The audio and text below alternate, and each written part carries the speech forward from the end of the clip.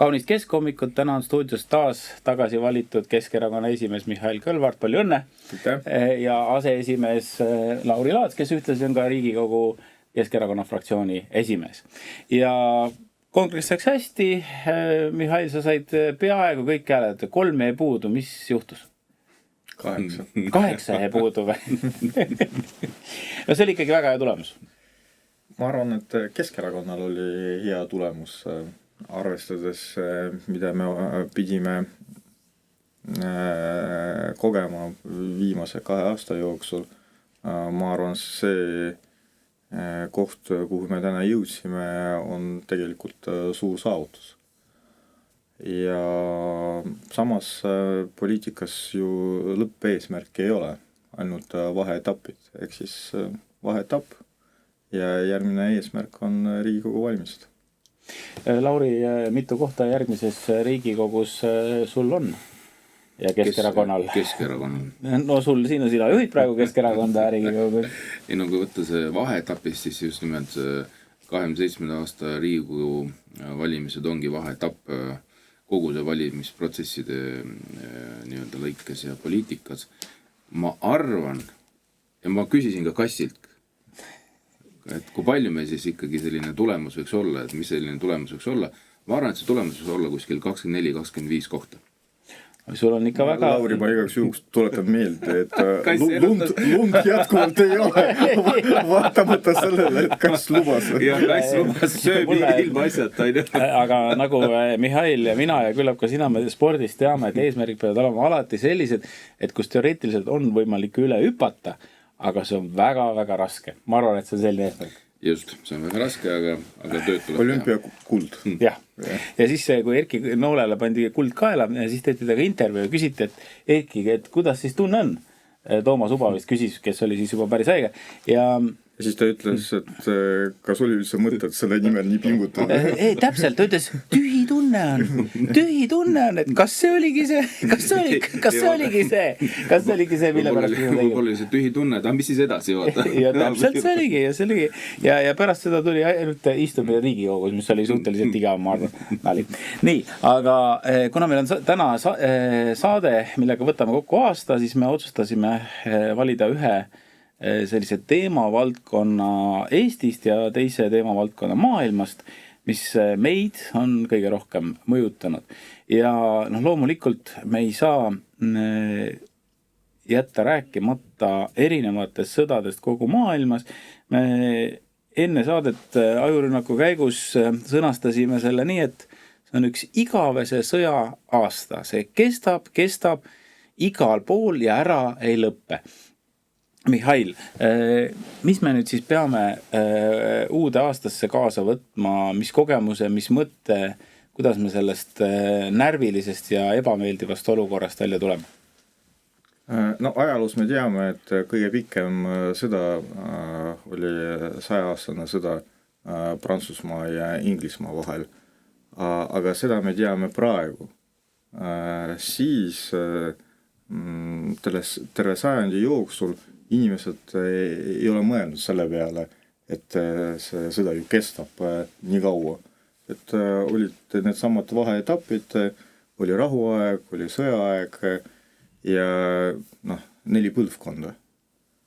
Ehk siis lõpliku hinnangu saavad anda ainult tulevased põlvkonnad, mida see meie praegune periood nagu tähendab. Ma arvan, et sõda Ukrainas pani meid jälle mõtlema, mis on sõja tähendus. Aga samas me peame tunnistama, et sõda maailmas ei ole kunagi lõppenud. Eriti nendel kontinentidel, millega meil ei ole igapäevast kokkupuudet. Ja seega meile tundub, et sõda kestab ainult viimased 4 aastat, ehk siis see sõda, mis toimub Ukrainas. Tegelikult sõda kestab kogu aeg, eriti Aafrikas. Ja Aafrika inimesed tihti kurdavad, et seal inimesed kaotavad elu igapäevaselt. Ja maailma tähenduses, eriti eurooplastele, tegelikult see ei tähenda midagi. Aga kui Euroopas on sõda plahvatanud, siis eurooplastel tundub, et kõik peavad suunama tähelepanu ja kaastunnet. Et see on võib-olla natuke selline laiem üldfilosoofilisem küsimus, aga minu arvates väga oluline, et kui palju me tegelikult tajume tragöödiat ja valu, mida tekitab sõda siis, kui see on kuskil kaugemal. Loomulikult me tajume seda, kui see on nii lähedal ja kui puudutab meid, aga tegelikult sõda on mitte ainult osa inimeste ajaloost, vaid see on igapäevane reaalsus. Sõda on igapäevane reaalsus. Lauri, mis me nüüd arvame sellest praegusest rahuprotsessist? Sellest on väga palju juttu olnud viimase nädala jooksul ja on jäetud mulje, et ollakse juba väga-väga lähedal, räägitakse, et 90% on kokku lepitud. Kuidas Toompealt see asi paistab? Tead, vaata, ühes küljest, mis on nagu kokku lepitud ja mis pilti tegelikult me näeme igapäevaselt meedias on ja mida ka teatud komisjonid räägivad, siis ega tegelikult ei ole midagi kokku lepitud ennem, kui on kokku lepitud lõplikult ja allkirjad all. Ja ka see tegelikult, et kui allkiri pannakse alla või allkirjad, siis ega see ka lõppkokkuvõttes ei pruugi tagada selle siis rahu või vaherahu on ju. Et küsimus on, kas on olemas tahtmine ja kas on olemas nii-öelda selline momentum, kus tegelikult nii-öelda tähed on lubavad sellised kokkuleppeid sõlmida ja nad peavad ja ka edaspidi nad hakkavad pidama. Ja vaadates neid signaale, siis on raske arvata, et praeguse protsessi nii-öelda tagajärjel see siin lähiajal see rahu sünnib. Ja kui sa vaatad ka seda Euroopa üldist praegu ka hoiakut ja tegevust selles suunas, mis puudutab Vene rahade siis konfiskeerimist, mis on praegu Belgias, siis see on ju paralleelne veel tegevus kogu selle rahulepingu nii-öelda sõlmimise juures, et selgelt on ju suund võetud selleks, et need rahad saaks konfiskeerida ja eraldada siis Ukrainale, aga seal on ka hästi palju juriidilisi nüansse ja nõutakse ju liikmesriikidelt garantiisi ja nii edasi. Et kui sa vaatad, et tegelikult 2 paralleelset tegevust nagu toimub ja see nagu väga palju tegelikult ei anna märku sellest, et see tegevus, mis puudutab selle vaherahu sõlmimis praegu, et see kannab nagu vilja. Aga sul on nagu õigus, et tõesti, et maailm on pidevalt konfliktis, sõjad käivad. Ma arvan, meie soov mõtlemine, et väga paljud ma olen kuulnud, et me oleme 21. sajandis ja meil on ikkagi siiamaani 21. sajandil sõjad on ju. Ja ma arvan, et mikski pärast ka eelmistel sajanditel tehti sellist kokkuvõtted, aga vaata see eelmine sajandil me käis sõda, et ja kõik on loodavad, see uus sajand, mis käib või mis tuleb, on parem. Ja see on inimloomus, see on normaalne. Aga reaalsus on ikkagi see, mida me igapäevaselt näeme ka see aasta. On see siis Lähis-Ida, on ta siis nüüd Tai ja Kambodža vaheline konflikt, on ta siis vahepeal Pakistani ja India piirikonflikt. Et need konflikte tegelikult on ju päris palju, mis igapäevaselt korraks tõusevad ja siis jälle langevad ja niimoodi see kahjuks on. Ma olen nagu Lauriga nõus, et tegelikult me peame tunnistama, et kõik see, mis on seotud Ukrainaga, on väga mitmekiheline. Et käivadki erinevad protsessid. Ja ma arvan, et tegelikult Euroopa praegu enda initsiatiividega püüab kuidagi laiendada enda mõju. Sest on olemas väga selge arusaam, et peamised protsessid käivad kuskil nagu eraldi. Ehk siis lepitakse omavahel kokku, aga Euroopa roll on minimaalne, sest sellega tegeleb eelkõige Ameerika ja tegeleb otse Ukraina ja Venemaaga. Ja Euroopa tunneb, et kaotab enda mõju ja rolli ja siis püüab enda initsiatiividega seda taastada. Noh, kui palju sellest kasu on, ma arvan, täna juba tuleb tunnistada, et see mõju on suht marginaalne. Sest mingi hetk me pidime tunnistama, et meil ei ole piisavalt jõudu, ehk siis raha, relva, inimesi, et olla päriselt Ukrainale garantiiks, seda enam, et tegelikult Euroopas ei ole ka ühtsust. Ja kui see arusaam muutus selgemaks ja Ameerika seisukohad ja positsioonid muutusid reljeefsemateks, siis tegelikult oli juba selge, et kes otsustab ja kuidas otsustab. Et otsustab Ameerika ja see, mida nad kasutavad, on lihtsalt jõud.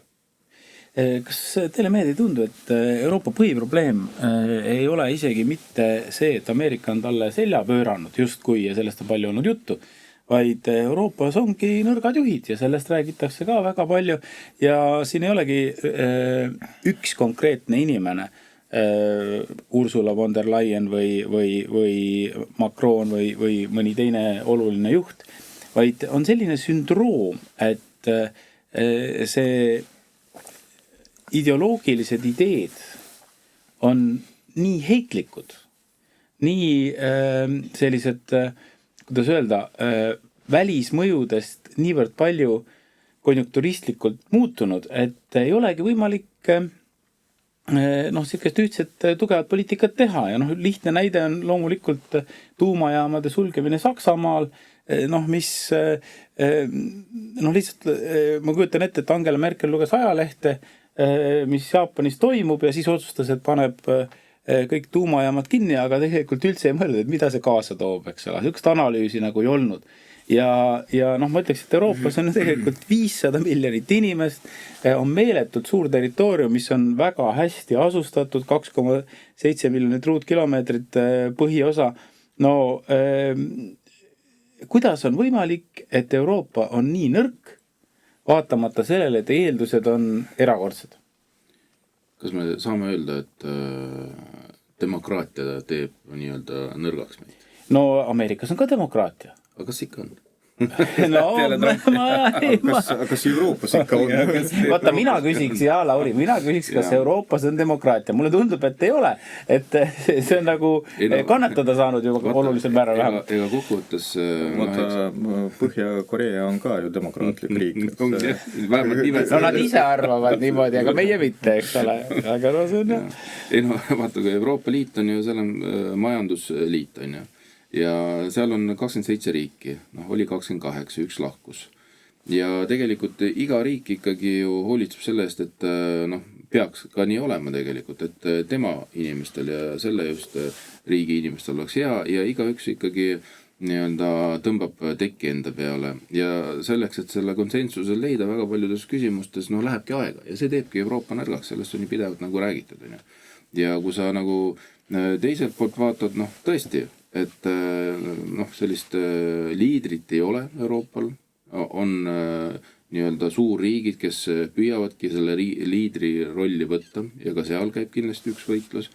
Ja mis kõige sama näide, mis sa tõid tuumajaamadega, ja siis on see ideoloogiline pool, mis on kõvasti sisse tulnud, mis on siis nii-öelda ka keskkonna aspektist lähtuvalt ja uus põlvkond on peale tulnud. Ja see nii-öelda roheideoloogia iseenesest on samuti nõrgaks teinud Euroopa. Ja eks selle roheideoloogiaga on täpselt niimoodi, et mingi hetk on nagu trendis, nagu ta siin vahepeal oli, nüüd me näeme, et hakkab langema. Need, kes jõuavad tegelikult aru saada, et see põhi on kunagi tuleb igal juhul ära ja kes ennem jõuab sinna nii-öelda positiivses mõttes selle ideoloogia põhja, et saada kiire nagu tõusu majanduses, need on jällegi võiduvees. Mis puudutab Eestit, siis mina ei näe, et nad saaks sellest aru, et kogu see roheideoloogia langeb ja nad ikkagi jätkavad sellega. Ja eks me siin lähiajal näeme, kuidas teised Euroopa riigid käituvad, aga mul on küll selline tunne, et see riik vähemalt, kes taipab ennem ära, et mis õige suund on, see on kindlasti ka saab sellise suurema sellise kiki, majanduskiki või boost'i selleks, et nii-öelda oma inimeste toimetulekut parandada? No ma arvan, üheks probleemiks muidugi on ka see, et me tihti unustame, kuidas maailmakaart näeb välja. Et meile tegelikult tundub, et Euroopa riigid on tsivilisatsiooni keskel. Aga see maailm on ikkagi palju suurem.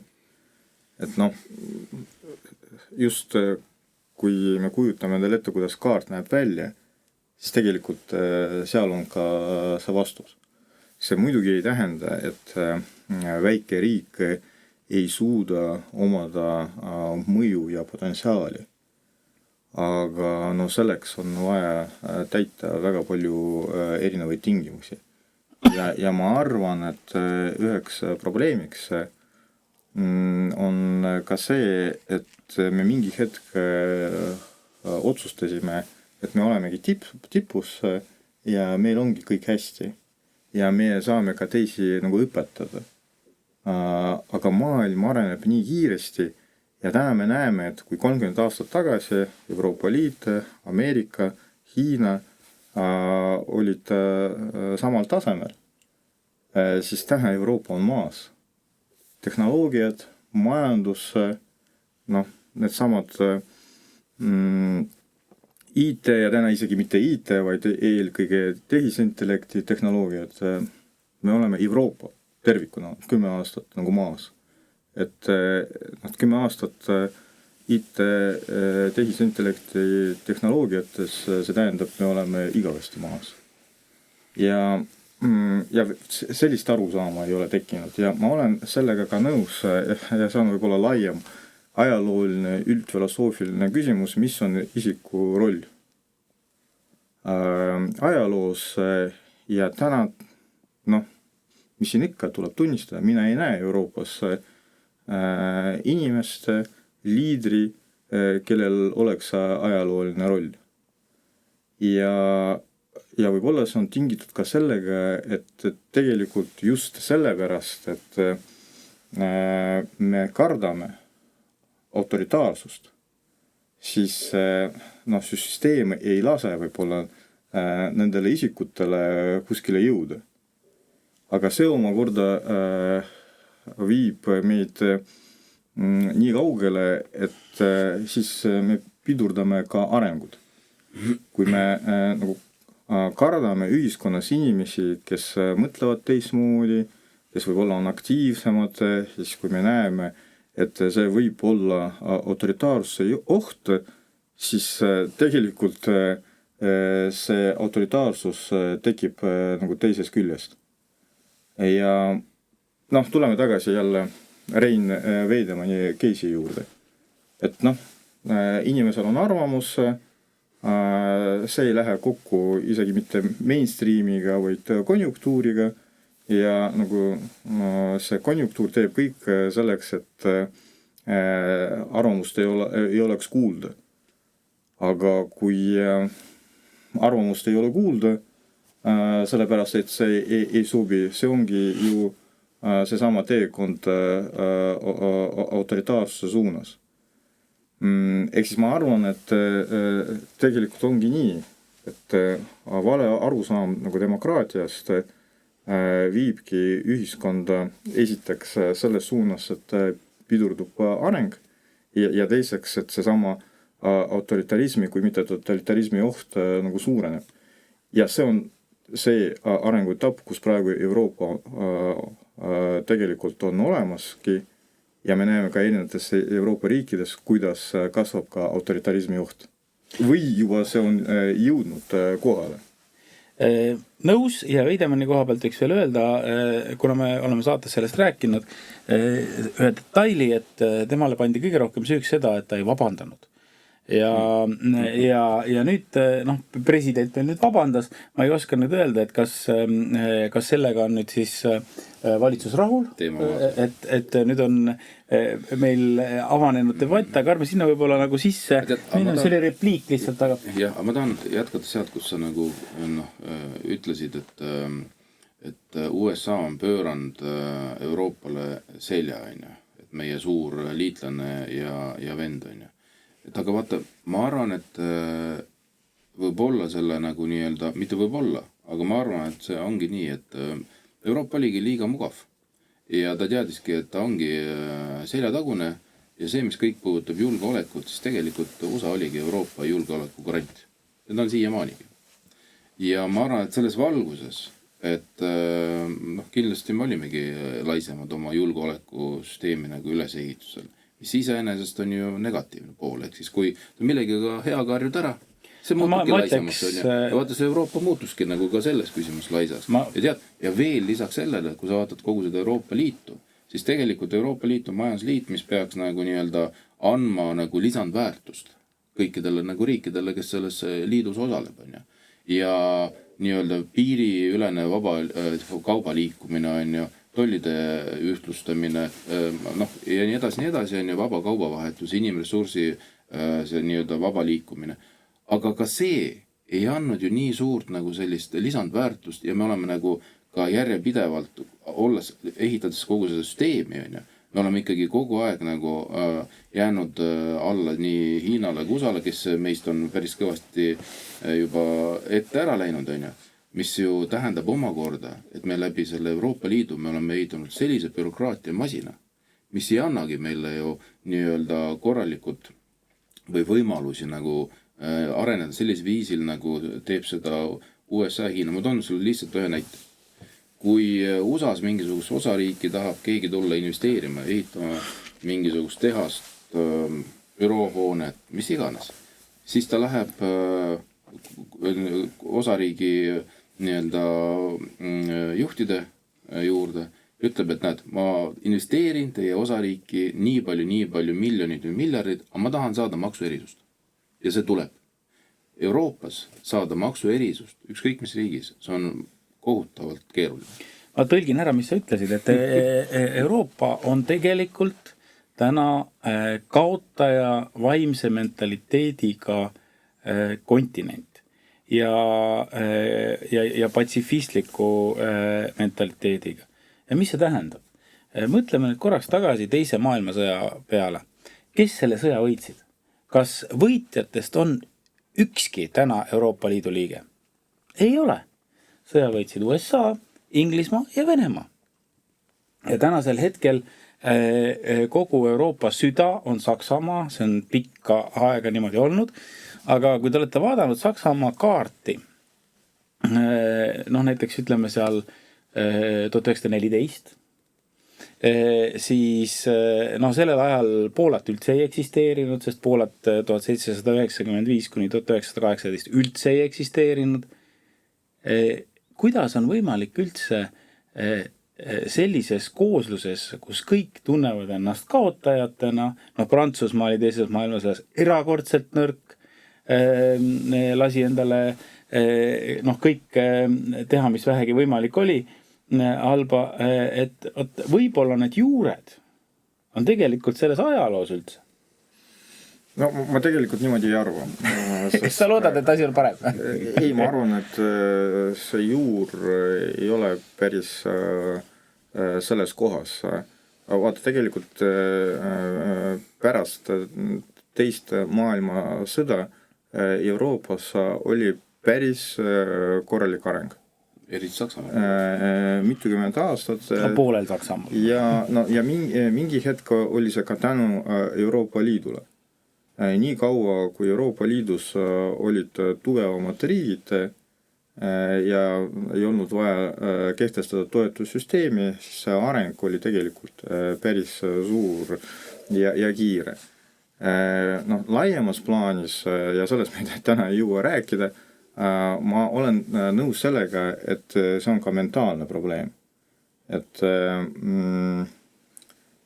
erinevad ideoloogiad, ma ei hakka isegi nimetama selleks, et mitte tekitada jällegi aluseid kultuuri sõja alguseks, aga erinevad just konfliktid kultuuris, ideoloogias on viinud Euroopat nii kaugele, et arenguks puudub vajalik mentaalne mootor.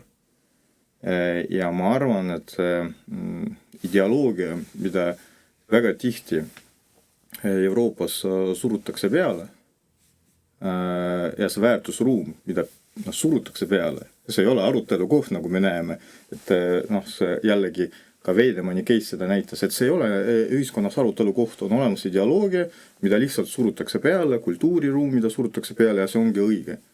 Ja ma arvan, et see on üheks probleemiks, globaalseks probleemiks, mis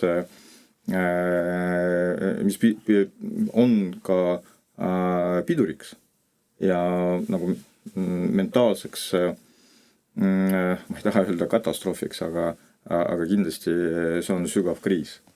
Nii, aga siit läheme siis Eesti sündmuste juurde ja Mihhail, sa oled korduvalt rõhutanud oma kõnedes seda, et eelmisel aastal oli Eesti sündimus viimase 100 aasta kõige kehvem, alla 10 000. Mehed, öelge, mis edasi saab. Ja kuidas me saame aidata? Ja kuidas me saame aidata? Kas see telefoni paneme kaugele?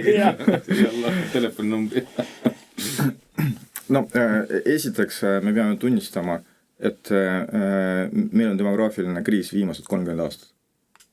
Et viimati koefitsient 2,1 oligi veel nõukogude ajal. Või päris taasiseseisvumise alguses. Ja. Ehk siis see ei ole uus olukord. Uus on see, et meil on viimased 3 aastat järsk kukkumine.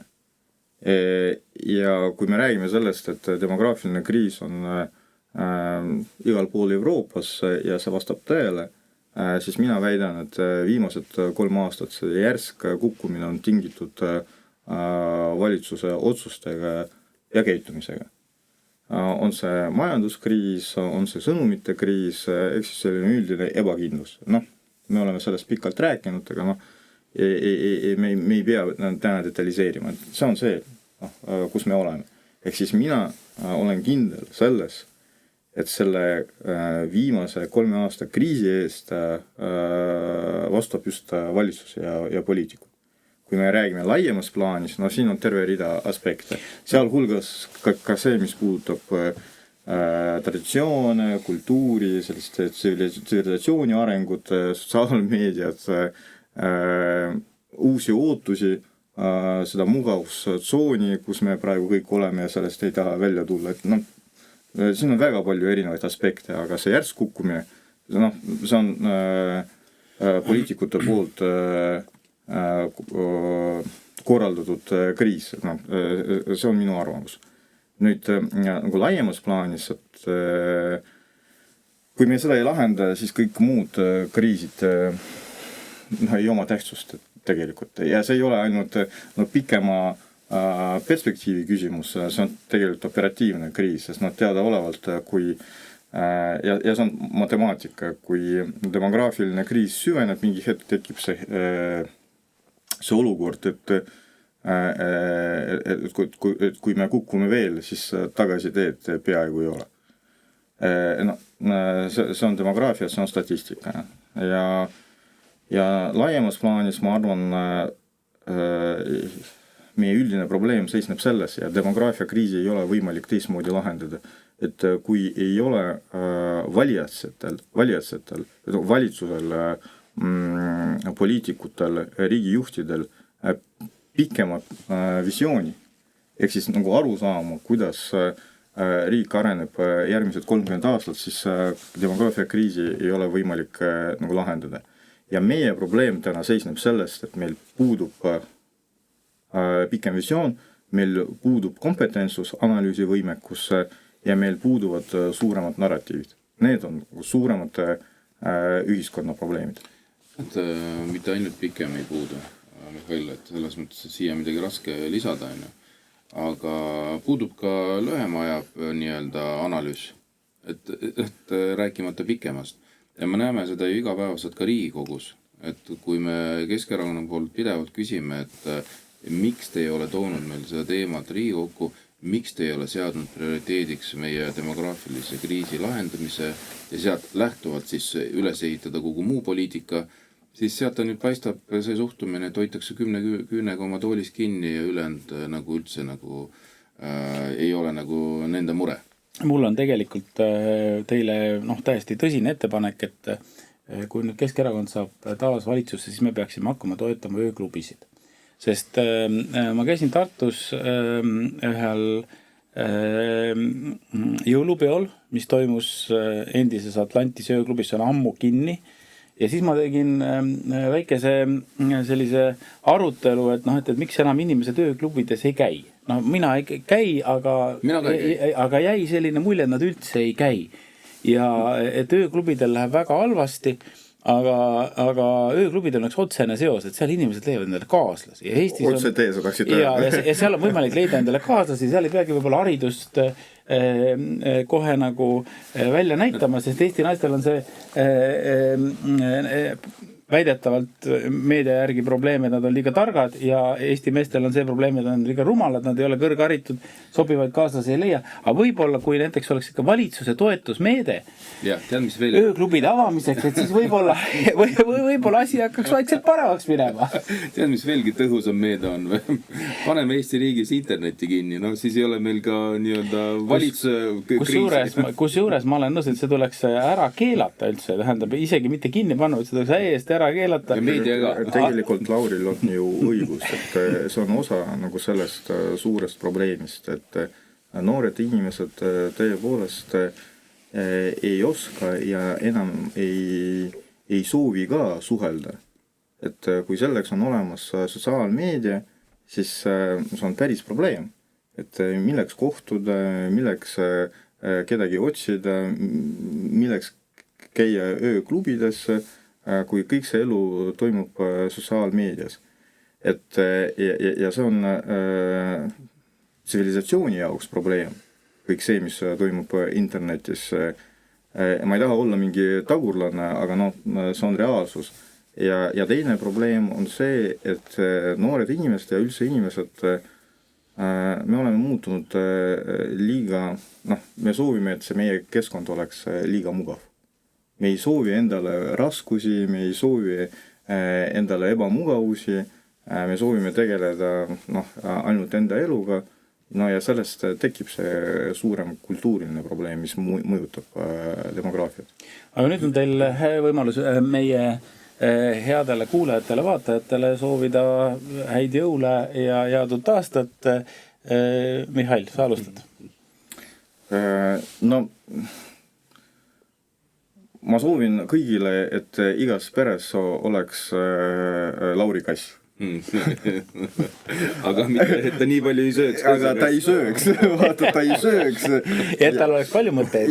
Ja kui ta midagi ennustab, siis ta ei valetaks ka. Aga muidu oleks Lauri kass.